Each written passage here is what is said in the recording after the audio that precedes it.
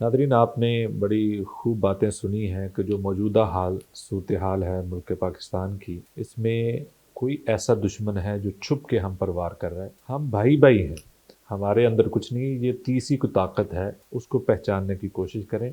नबी सल्लल्लाहु अलैहि वसल्लम ने हज्जतुल विदा के मौका पर जो आखिरी पैगाम दिया था ना, किसी को किसी पर कोई फौकियत नहीं है, सब भाई भाई हैं। काले और गोरे की वो सारे फ़र्क को मिटा दिया था, सारी फ़ौकियत को ख़त्म कर दिया था, मसावात बताई थी। उसी तरीके से डॉक्टर उज़ैर साहब ने और हाफिज़ मोहम्मद आतिफ़ साहब ने बड़ी प्यारी गुफ्तगू की है कि इसका हल क्या है। एक तो उलमा को बैठना चाहिए, उनकी उनकी बातें सुननी चाहिए। जो सही बात करने वाला है, मुस्बत बात करने वाला है, उसकी बात पर ध्यान दें, और जो नेगेटिव बातें फैलाता है उसकी बात को बिल्कुल फॉलो ना करें, ना उसको आगे फैलाएं, बल्कि उसको रिजेक्ट करें आप किसी भी तरीके से। बहुत शुक्रिया।